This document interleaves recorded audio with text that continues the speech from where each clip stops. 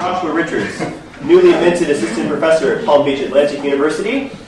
His title, The Role of Snape, a sketch of a pattern of paternal atonement. First, I think we might all agree that the Harry Potter novels are filled with paternal figures.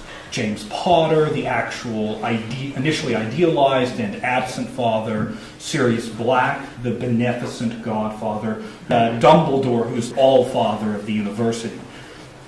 And again, examples could be proliferated, I think.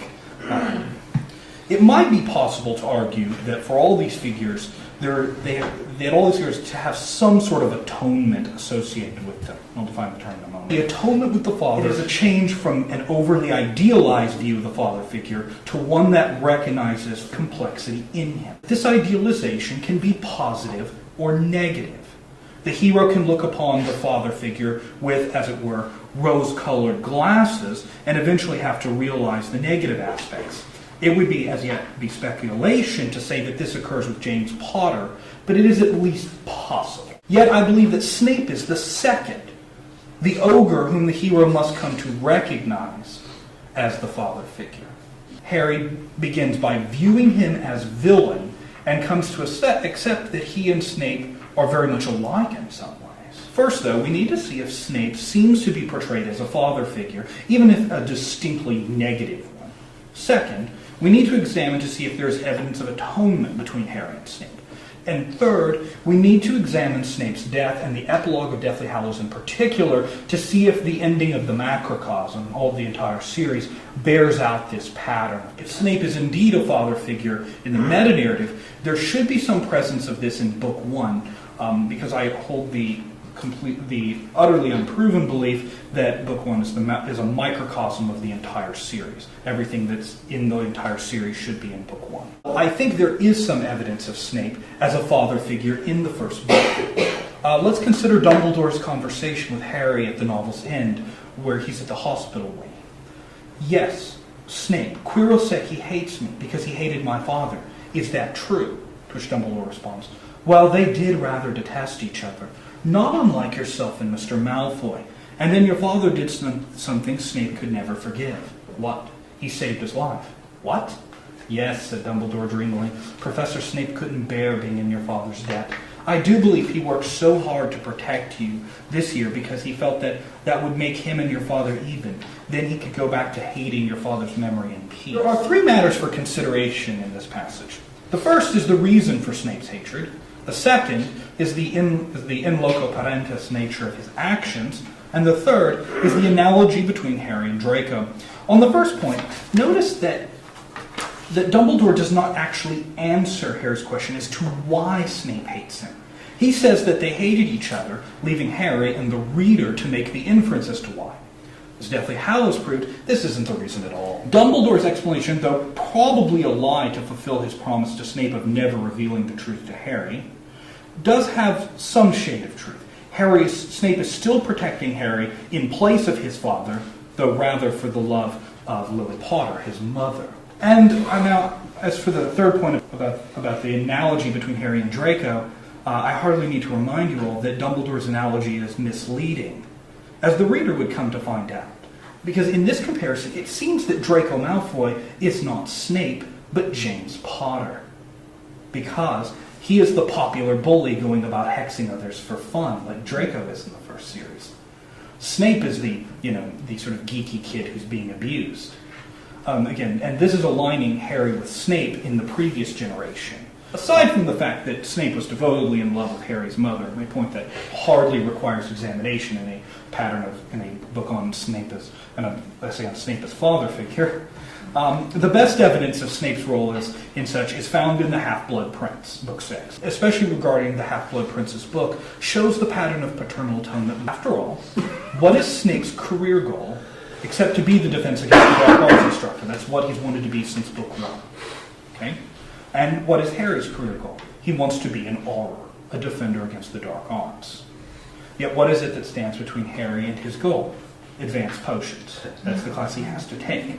His worst subject, and Snape has historically been the potions master. He's obviously displaced by Slughorn in that mode. Harry succeeds in this subject and does incredibly well by the virtue of the Half-Blood Prince's textbook, Snape's his own personal textbook. In other words, to fulfill the goal they both share, Harry must overcome Snape's subject. Harry accomplishes his task, passing advanced potions, by internalizing unknowingly Snape's teachings recorded in the book.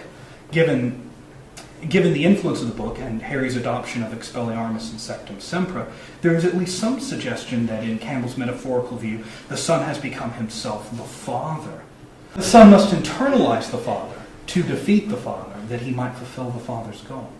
To get the goal they both share, Harry must pass Snape's subject, and does so by internalizing Snape's teachings in Snape's book.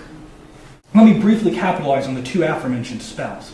Expelliarmus is the spell that becomes Harry's signature, so much so that when they have the Polyjuice potion taken, they tell which one's the real one because it's the one that uses Expelliarmus, I believe.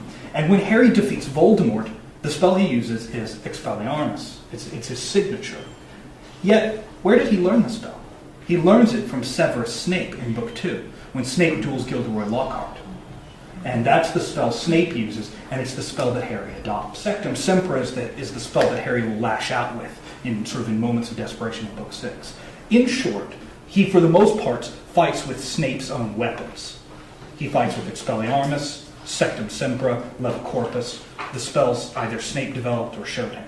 A fact that Snape himself points out when they duel in the ending of Book 6. However, the pattern of paternal atonement has its clearest overall expression in Deathly Hallows, that is, at the end of the macrocosm. The most obvious elements suggesting a pattern of paternal atonements are the details of Snape's death and those of the epilogue. Harry, Ron, and Hermione are all there under the cloak, but Ron and Hermione are mentioned for 7 pages prior to Snape's death. Harry is the only one who comes out under the invisibility cloak. Ron and Hermione remain under it seems.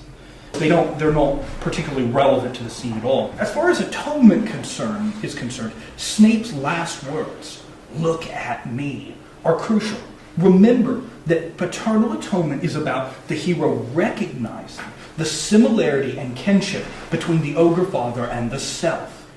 There's no change in the father figure. It's all about change within the hero. And in Campbell's words, the hero beholds the face of the father, understands, and the two are atoned. This seems to be what happens in the death of Snape. Snape asks for understanding, and after viewing the memory he receives from him, the enmity that Harry holds towards Snape is dissolved. Consider the following passage. Harry did not know why he was doing it, why he was approaching the dying man. He did not know what he felt as he saw Snape's white face and the fingers trying to staunch the bloody wound in his neck. Harry took off the invisibility cloak and looked down upon the man he hated. A couple interesting facts. Note, the hatred is in the past tense. Snape is not yet dead, so you don't refer to everything with him in the past tense. And but he still looks down upon him. It shows evidence that its atonement is in the process of taking place. But after he views the memories, he defends Snape explicitly in the dialogue with Voldemort. And in the epilogue, Harry refers to Snape as probably the bravest man I ever knew. There's an interesting echo in this compliment. When Harry confronts Snape in his flight from Hogwarts after killing Dumbledore and Half-Blood Prince, it is the accusation of cowardice by Harry to Snape. That's the one that provokes Snape to shrieking rage. Thus, the reference to Snape's bravery in particular seems an inversion, or as might be the case, an atonement, a recognition of the full complexity of the situation. Harry inverts his other insult. Of all the things he could have said about Snape, it's bravery, the accusation that he made.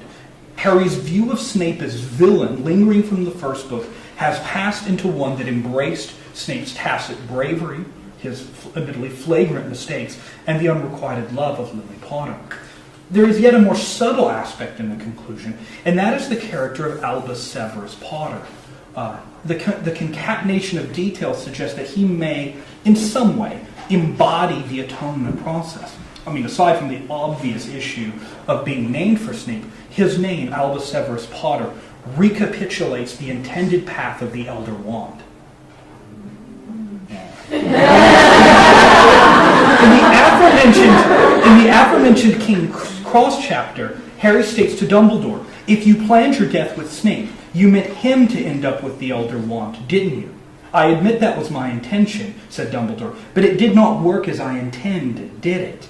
The Elder Wand was, this thing, supposed to pass from Dumbledore to Snape, then presumably to Harry, as is implied by Dumbledore's, the aforementioned statement where he says that Harry was supposed to unite the Hallows. The fact that Harry gives a different explanation of Dumbledore's intentions to Voldemort probably may not necessarily invalidate the observation. In this way, Albus Severus Potter's name seems a recapitulation and in some sense a restoration. As the child who bears Severus Snape's name, he, alone of Harry's 3 children, had inherited Lily's eyes. Additionally, he is the one who may or may not end up in Slytherin, Snape's old house. A possibility that Harry himself rejected. Whether Albus Potter enters Slytherin or not is irrelevant. It is Harry's acceptance of this, with Snape as the quoted example, that indicates the atonement, the acceptance and realization of who Snape is. This seems to be the pattern of eternal atonement bearing out. Thank you.